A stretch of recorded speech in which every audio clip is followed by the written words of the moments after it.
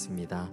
네, 그럼 오늘 말씀 같이 보겠습니다. 잠언 1장 8절에서 19절까지의 말씀입니다. 잠언 1장 8절에서 19절까지의 말씀입니다.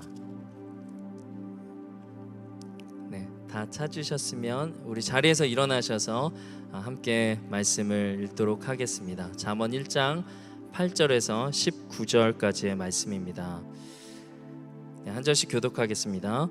내 아들아, 내 아비의 훈계를 들으며 내 어미의 법을 떠나지 말라. 금사슬이니라. 내 아들아, 악한 자가 너를 꿰일지라도 따르지 말라. 그들이 내게 말하기를 우리와 함께 가자. 우리가 가만히 엎드렸다가 사람의 피를 흘리자. 죄 없는 자를 까닭 없이 숨어 기다리다가 수올같이 그들을 산채로 삼키며 무덤에 내려가는 자들같이 통으로 삼키자. 우리가 온갖 보화를 얻으며 빼앗은 것으로 우리 집을 채우리니 너는 우리와 함께 제비를 뽑고 우리가 함께 전대 하나만 두자 할지라도 내 아들아, 그들과 함께 길에 다니지 말라. 내 발을 금하여 그 길을 밟지 말라. 대저 그 발은 악으로 달려가며 피를 흘리는데 빠름이니라. 새가 보는 데서 그물을 치면 헛일이겠거늘. 그들이 가만히 엎드림은 자기의 피를 흘릴 뿐이요 숨어 기다림은 자기의 생명을 해할 뿐이니 이익을 탐하는 모든 자의 길은 다 이러하여 자기의 생명을 잃게 하느니라. 아멘. 네, 자리에 앉겠습니다.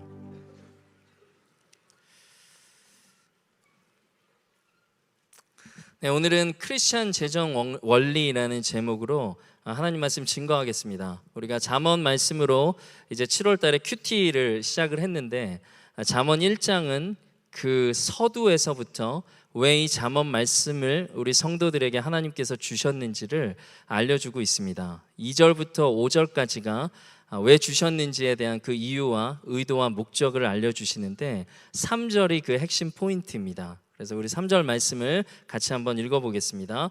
지혜롭게, 공의롭게, 정의롭게, 정직하게 행할 일에 대하여 훈계를 받게 하며. 네, 잠언은 이 말씀을 읽고 또 듣고 공부하는 사람들에게, 또 특별히 성도들에게 하나님께서 지혜롭게, 공의롭게, 그리고 정직하게, 정의롭게 살아갈 그 지혜를 주시기 위해서 이 책을 우리에게 허락하셨습니다. 조금 더 쉽게 이야기하면 우리가 세상을 살아가는 데 필요한 지혜를 하나님께서 주시기 위해서 잠언 말씀을 우리에게 주신 것입니다. 그래서 잠언은 이 지혜의 책이라고도 말할 수 있습니다. 제가 어릴 때 31장으로 잠언이 구성되어 있으니까 교회에서 하루에 한 장씩 읽으면 한 달에 한 번씩 읽을 수 있다. 또 그렇게 되면 너가 지혜로운 사람이 될 거다. 또 공부도 잘할 거다. 그런 이야기들을 많이 해주셨어요. 그래서 잠언을 읽는 학생들이 참 많았습니다. 그런데 한 가지 질문은 이 성경이 수천 년 전에 쓰여진 책이잖아요. 특별히 잠언이 지혜를 위한 책이라고 말씀하는데 지금 우리 시대를 보면 과학기술이 너무나도 발전해서 그 어느 때보다도 풍요로운 시대를 살고 있잖아요. 그러면 수천 년 전에 이 성경에 적혀진 지혜가 과연 우리에게 얼마나 쓸모가 있을까? 이런 질문이 듭니다. 또 하나는 지식 정보화 시대를 살고 있잖아요. 그러니까 수많은 지식이 지금 이 시대에 넘쳐나는데 어떻게 보면 고리타분할 수도 있는 이 성경의 지혜가 과연 오늘날 우리에게 유용한가? 이런 질문이 우리 안에 있습니다. 그런데 우리는 역사를 통해서 한 가지 사실을 분명히 알고 있습니다. 인간의 이성에는 한계가 없다고 생각했던 20세기 초에 정말 인간의 미래에 대해서 낙관적이었고 정말 긍정적이었던 그 시대에 세계 1차 대전과 2차 대전이 연이어서 일어났고 사람을 편리하게 만드는 과학기술이 대규모 살상 무기를 만들어서 온 인류를 전쟁에 휘말리게 했던 것을 우리는 알고 있습니다. 그것으로 끝나는 것이 아니라 오늘날에도 수많은 테러와 전쟁의 위협이 우리 가운데 계속해서 있는 것을 우리는 알고 있습니다. 지금 이 시대의 경제적인 풍요를 우리가 누리고 있다고 할지라도 지구 반대편에서는 여전한 절대적인 빈곤이 있고, 또한 우리 안에서도 상대적인 빈곤이 있고, 또한 양극화 문제가 너무나도 심해서 어쩌면 우리에게는 지식은 많아졌을지 몰라도 하나님이 주시는 지혜가 우리 안에 없어서 어리석음의 결과가 이 시대 가운데, 역사 가운데 계속했다는 것을 우리는 알 수 있습니다. 그렇다면 잠언이 말하는 이 하나님의 지혜를 우리가 얻어야 되잖아요. 그럼 어떻게 잠언이 말씀하시는 그 하나님의 지혜를 우리가 얻을 수 있을까? 이런 질문이 있는데, 오늘 1장의 7절 말씀이 그 답을 우리에게 알려주고 있습니다. 바로 여호와를 경외하는 것입니다. 7절 말씀으로 우리 같이 한번 확인해 보겠습니다. 여호와를 경외하는 것이 지식의 근본이거늘 미련한 자는 지혜와 훈계를 멸시하느니라. 이 경외하다라는 그 히브리어 단어는 이 야레라고 하는데 두려워하고 존경하다라는 뜻을 갖고 있습니다. 무엇을 두려워야 되는지를 알아야 되겠죠. 이 세상을 창조하신 창조주 하나님의 권능에 대한 두려움입니다. 그리고 악을 반드시 심판하시는 그 하나님에 대한 두려움이에요. 그러나 택하신 자를 사랑하시고 구원하시고 축복하시는 그 하나님에 대한 존경이 그 안에 담겨 있습니다. 그래서 우리는 그 하나님을 두려워함과 동시에 존경과 기쁨의 반응이 우리 안에 있어요. 그것이 바로 여호와를 경외하는 것입니다. 잠언 말씀은 여호와를 경외할 때 모든 지혜와 지식의 근본이 그 가운데 있다는 것을 분명히 말하고 있습니다. 이 말씀을 우리 삶에 적용해 본다면, 또한 우리 자신에게 질문해 본다면, 지금 저와 여러분은 하나님을 경외하고 있습니까? 창조주 하나님의 권능에 대한 두려움이 여러분 마음 가운데 있습니까? 또 악을 심판하시되 반드시 심판하시는 그 심판주로의 하나님에 대한 경외감이 지금 여러분에게 있습니까? 택하신 자를 구원하시고 축복하시고 사랑하시는 그 하나님에 대한 존경과 기쁨의 반응이 지금 여러분의 마음 가운데 있습니까? 우리 삶을 한번 돌아보세요. 진짜 내가 여호와를 경외하고 있는가? 이것을 조금 더 생각해 본다면, 우리가 하나님을 경외하려면 우리와 항상 함께 하시는 하나님의 임재를 체험할 때 하나님을 경외할 수 있습니다. 그래서 다시 질문해 보자면, 지금 저와 여러분은 하나님의 임재가 믿어지십니까? 지금 이 자리 우리가 예배하는 가운데 우리 모두와 함께 하시는 그 하나님의 임재가 경험되어지고 있습니까? 우리가 하나님이 함께 하심이 확실하게 믿어진다면 하나님을 경외할 수 있습니다.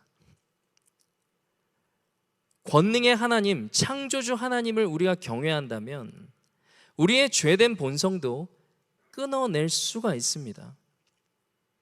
그래서 죄의 유혹들을 우리가 하나님을 경외하기 때문에 이겨내고 구원받은 인생으로 살아갈 수가 있습니다. 이러한 이유로 솔로몬은 오늘 잠언 말씀을 통해서 여호와를 경외하는 것이 모든 지식의 근본이라고 말씀하고 있는 것입니다. 창세기 28장 말씀을 보면 하나님의 임재하심을 체험함으로 그 인생이 변화된 한 사람을 소개하고 있습니다. 그 사람은 바로 야곱입니다. 창세기 28장 10절 말씀을 보면 이 야곱이 아버지를 속이고 자기를 죽이려고 하는 형 에서를 피해서 고향을 떠나 하란으로 정처 없이 떠나는 그 배경을 10절 말씀에서 보여주고 있습니다. 근데 하루아침에 이 사랑받는 아들이 정처 없이 그 고향을 떠나서 베델이라는 곳에서 노숙을 해야 되는 상황이 벌어진 거예요. 돌을 베개로 삼아서 그 길가에서 잤다고 성경이 기록하는데 노숙인 신세가 됐습니다.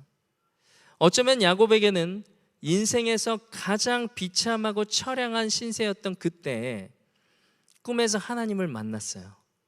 하나님을 보았고 하나님의 음성을 들었습니다. 그리고 이 야곱이 잠에서 깨어서 이렇게 고백을 합니다. 16절과 17절의 말씀인데 말씀 한번 같이 읽어보겠습니다. 야곱이 잠이 깨어 이르되 여호와께서 과연 여기 계시거늘 내가 알지 못하였도다. 이에 두려워하여 이르되 두렵도다 이곳이요 이것은 다름 아닌 하나님의 집이요 이는 하늘의 문이로다.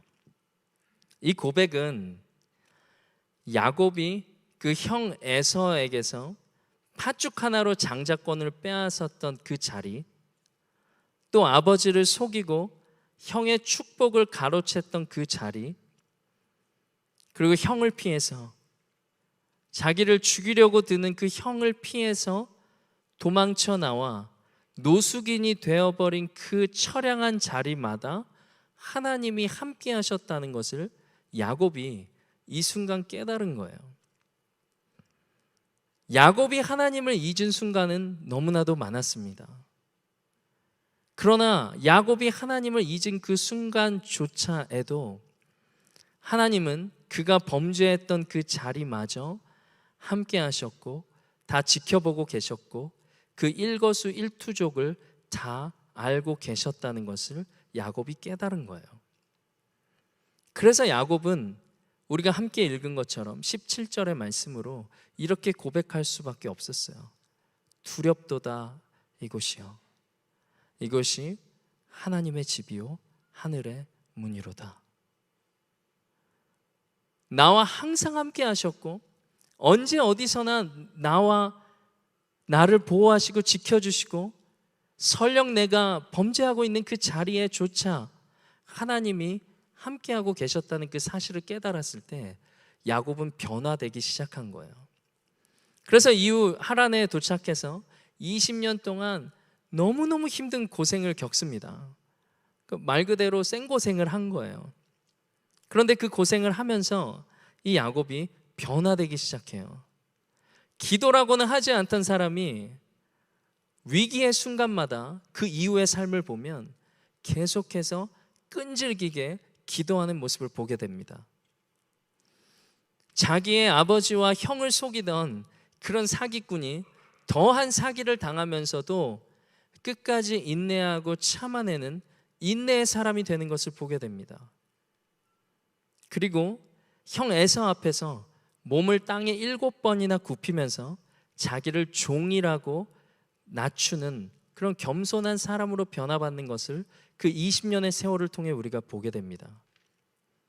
그런데 야곱이 어떻게 이렇게 변화될 수 있었을까? 그 까닭은 하나님의 임재를 체험했고 하나님을 경외하는 자가 되었기 때문에 그 20년의 시간을 통해서 그는 변화받을 수가 있었던 것입니다.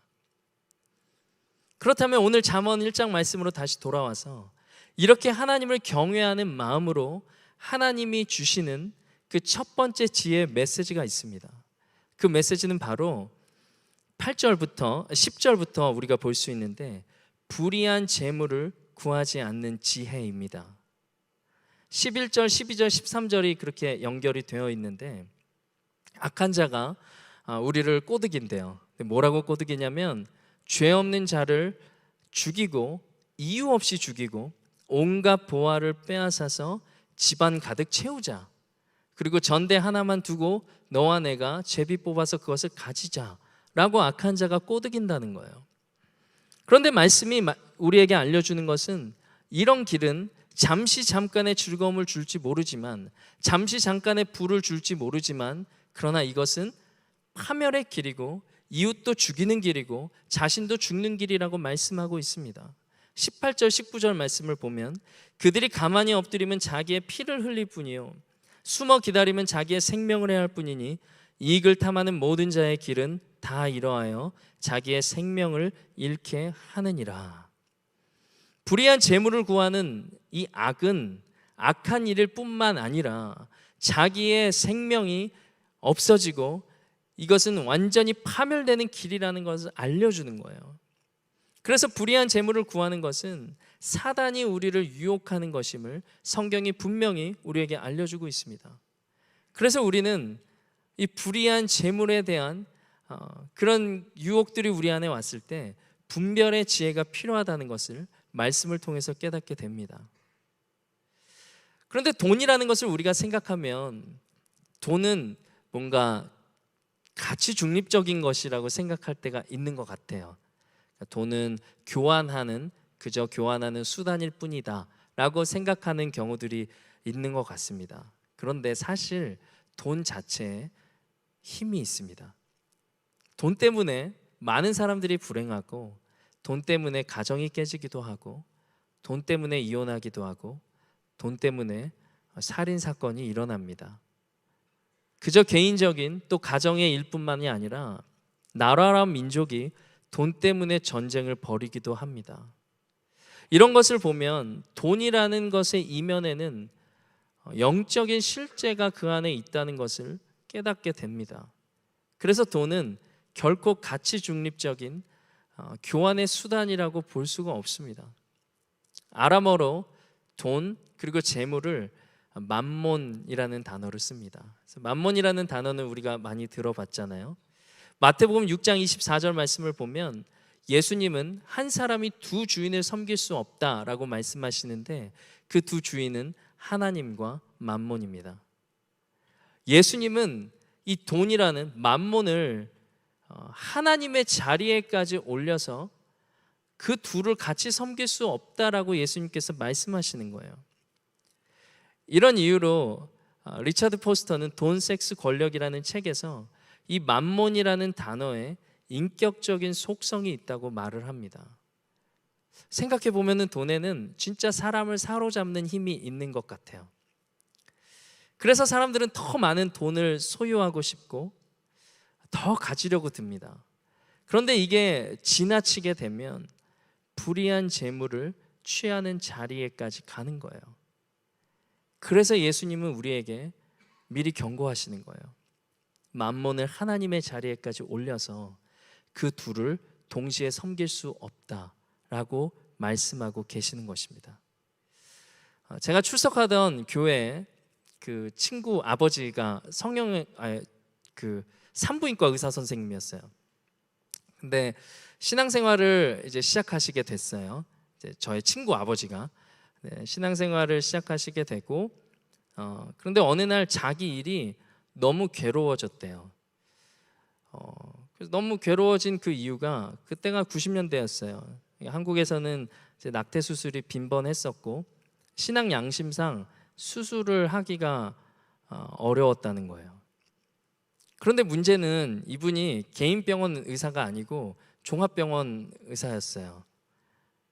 근데 본인이 안 하면은 병원 시스템상 돈을 벌어서 줘야 되는 구조잖아요. 그래서 이러지도 못하고 저러지도 못하는 상황 가운데 있었습니다. 그래서 어떻게 됐을까요? 주고받는 게 있어야 더 이렇게 집중이 되지 않나요? 네. 네? 그만뒀어요? 네, 진짜 그만두셨어요. 의사 생활을 그만두셨어요. 의사 생활을 그만두시고 아예 다른 직종을 갖게 됐는데, 근데 극단적인 이야기죠. 너무 극단적인 이야기지만 불의한 재물을 구하지 않겠다는 말씀에 따르는 결단이었습니다.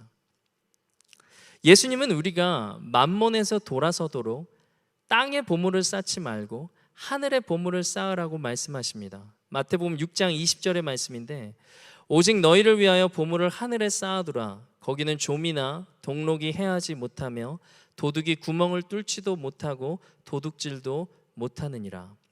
이어지는 21절의 말씀을 보면 내 보물 있는 그곳에 내 마음도 있다라고 말씀하십니다. 주님의 말씀과 같이 실제로 우리의 시선이 향하는 곳에 우리의 마음이 향하기 마련입니다. 우리의 시선이 재물에 향해 있다면 우리의 마음도 재물에 가 있는 거예요. 우리의 시선이 건강에 있다면 우리의 마음은 계속해서 건강에 가 있는 거예요. 그런데 예수님께서 그 어떤 것보다도 우리의 마음을 사로잡고 빼앗을 수 있는 이 돈과 재물 만몬에 대해서는 분명하게 말씀하시고 경고하고 계세요. 하나님과 만몬을 같이 섬길 수 없다는 거예요. 그래서 불의한 재물을 취하려는 유혹을 이겨내기 위해서는 땅의 보물을 쌓는 것이 아니라 하늘의 보물을 쌓아야 된다라고 말씀하고 계시는 거예요. 그렇다면 어떻게 우리가 하늘의 보물을 쌓으며 살아갈 수 있을까요? 이것을 위해서 성경은 하나님의 몫을 떼고 이웃의 몫을 떼고 그 나머지로 우리의 삶을 살아가라라고 말씀하십니다. 근데 하나님의 몫이란 무엇인가? 성경은 11조라고 말씀하고 계세요. 우리 소득의 10분의 1을 하나님께 드리는 거예요. 이웃을 위한 몫은 우리 소득의 30분의 1을 이야기합니다. 구제 헌금인 거예요. 그리고 그 나머지로 우리 삶을 살아가라라고 말씀합니다. 그런데 이런 말씀을 우리가 성경을 통해서 들으면 또 의문이 생겨요. 무슨 질문이 드냐면, 아니 하나님이 이 세상을 창조하셨는데 왜 하나님이 돈이 필요하신 분이 아니신데 왜 우리에게 이렇게 하라고 하실까라는 질문이 들잖아요. 그런데 이것은 하나님께서 천지를 창조하시고 선악과를 그 에덴 동산에 두신 것에서 그 답을 찾을 수가 있습니다. 하나님은 아담과 하와에게 모든 것을 먹고 마시고 누리라고 말씀하셨어요. 다만 딱 한 가지, 에덴 동산에 있는 선악을 알게 하는 나무의 열매만은 먹지 말라 말씀하셨습니다. 그 이유는 동상 중앙에 있는 선악과를 보면서 그것이, 이 땅이 내가 너에게 모든 것을 누리게 해준 것이 바로 하나님이 하신 것이라는 것을 날마다 깨닫고, 내가 너와 늘 함께하고 있다는 하나님의 임재를 체험하고 그것을 하나님을 경외하기를 원하셨기 때문이에요. 그러나 아담은 이 하나님께서 말씀하신 이 한 가지를 지키지 못했고 범죄하게 되었습니다. 하나님께서 우리에게 하늘의 보물을 쌓으라고 그 방법으로 11조와 구제를 말씀하신 이유도 여기에 있다고 생각합니다. 11조와 구제는 영적 실제가 될 수 있는 돈을 하나님의 지혜로 다스리게 하는 제동 장치인 거예요. 그래서 하나님과 이웃을 위한 몫을 떼어내고 그러므로 나의 시선이 하나님을 향하게 하는 거예요. 이것을 통해서 나에게 모든 것을 허락하신 하나님의 왕되심을 고백하며 살게 하시려는 것입니다. 이것이 바로 우리가 돈에 대해서, 재물에 대해서 하나님이 주신 성경적인 지혜이고 여호와를 인정하고 경외하는 훈련이라는 것을 믿으시기 바랍니다. 크리스천의 재정 원리라고 오늘 제목을 붙였는데 하늘의 보물 쌓는 법이에요. 크리스천의 재정 원리는 이렇게 하나님을 경외하는 것과 이웃 사랑으로 이어집니다. 그러기에 크리스천은 재물을 섬기는 것이 아니라 재물을 잘 사용하고 다스리는 청지기적인 콜링을 받았습니다. 그리고 이렇게 살아갈 때 우리는 불의한 재물을 탐하는 악에서 벗어날 수가 있습니다. 이런 인생을 돈의 다스림을 받지 않고 돈을 우리가 다스리는 거예요. 그리고 하나님께 영광을 돌리고 이웃 사랑을 실천하고 하나님 나라를 위해서 의미 있는 인생을 살아가게 됩니다. 우리가 직업을 갖고 일을 하는 게 이제 돈을 벌잖아요. 그런데 그것이 돈을 버는 것으로 끝나는 것이 아니라 그 안에서 하나님이 주시는 의미가 있기 때문에 이제는 그 직업적인 소명을 가지고 사명으로 이어지게 되어집니다. 16세기에 칼뱅의 종교개혁에 참여한 그 프랑스의 위그노들이 있었습니다. 그런데 이 위그노들은 엄청난 박해가 있었어요. 그래서 전 유럽으로 퍼져나가게 되는데, 그런데 이들의 직업이 그 전문 직업인들이었어요. 특별히 기술자들이 많았습니다. 물론 탤런트도 있었겠지만 뼈를 깎는 노력을 통해서 당대 최고의 기술자들이 되었습니다. 그래서 이들의 기술이 유럽을 발전시켜서 산업혁명의 근간이 되었습니다. 그런데 이들이 이렇게 열심히 일한 이유는 먼저는 하나님의 영광을 위해서였어요. 그리고 다음으로는 자기에게 주신 이 기술과 재능을 통해서 이 사회를 발전시키고 이 세상을 발전시키고 이것이 하나님의 나라라고 믿었기 때문에 나의 이웃을 사랑하는 하나의 도구로 보았던 거였어요. 그리고 이들은 당대 최고의 기술자들이었으니까 부가 축적될 만도 했는데 사치를 하지 않았다고 합니다. 크리스천 재정 원칙을 따라서 하나님의 몫을 떼어내고 이웃의 몫을 떼어내고 그리고 그 나머지로 살았어요. 직업적 소명을 갖고 최선을 다해서 사회를 발전시키며 이웃을 도왔습니다. 이렇게 크리스천의 재정 원리와 소명을 따르는 그런 인생은 하나님이 주시는 그 사명을 갖고 기쁨으로 또 감사로 살아갈 수 있는 것을 우리가 보게 됩니다. 그런데 사실 이런 직업적인 소명을 갖고 사는 게 쉽지 않다는 것을 우리는 알잖아요. 매일같이 회사에 출근해서 일을 할 때면 답답할 때가 있잖아요. 너무 힘들다, 너무 어렵다, 관계도 너무 어렵고 일을 하는 것도 힘들고 나의 건강도 체력도 따라주지 않는 것 같고 이런 마음들이 우리 안에 있잖아요. 또 일할 때 뭐 특별한 직업적인 소명이 있는 직업도 있는 것 같아요. 뭐 목회자도 그런 것 같고 의사도 간호사도 그런 콜링이 직접적인 콜링들이 있는 그 이웃들을 도울 수 있는 직업들이 있는 것 같아요. 그런데 어떤 경우에는 진짜 이 일에 의미가 있는가? 내가 하는 이 직업이 진짜 다른 사람을 살리는 데 쓰임 받을 수 있을까? 이런 질문이 있는 분들이 계실 거란 말이에요. 그래서 우리가 날마다 하나님 앞에 말씀과 기도로 신앙 훈련하는 이유가 나의 직업을 통해서 먼저는 하나님께 영광을 그리고 이웃을 사랑하고 실천하는데 내 직업과 나의 소명이 이어질 수 있게 해달라고 하나님 앞에 기도해야 되는 것이 바로 이 이유 때문인 것 같아요. 그리고 또 우리가 말씀으로 본 것처럼 하나님의 몫을 떼고 이웃의 몫을 떼고 살아가는 게 사실 쉬운 일이 아닙니다. 어떻게 보면 내가 사고 싶은 것도 많고 나의 안전을 내어주는 것이기도 하고 내 살을 깎아서 파서 내어주는 것 같은 마음도 든단 말이에요. 가끔 또 우리 안에는 오늘 말씀이 말하는 불의한 재물을 구하려고 하는 그런 유혹이 우리 안에 들어갈 때도 있습니다. 또 허황된 것을 쫓는 그런 마음도 우리 안에 있어요. 그러나 하나님은 오늘 말씀을 통해서 우리가 돈의 영적인 실제로부터 자유를 누리기를 원하십니다. 그리고 그렇게 살아갈 수 있는 이유를 하나님은 말씀을 통해 우리에게 알려주세요. 마태복음 6장 31절에서 33절을 보면 하나님은 우리의 모든 필요를 알고 계신다라고 말씀하세요. 우리 말씀 같이 한번 읽어보겠습니다. 무엇을 먹을까, 무엇을 마실까, 무엇을 입을까 하지 말라.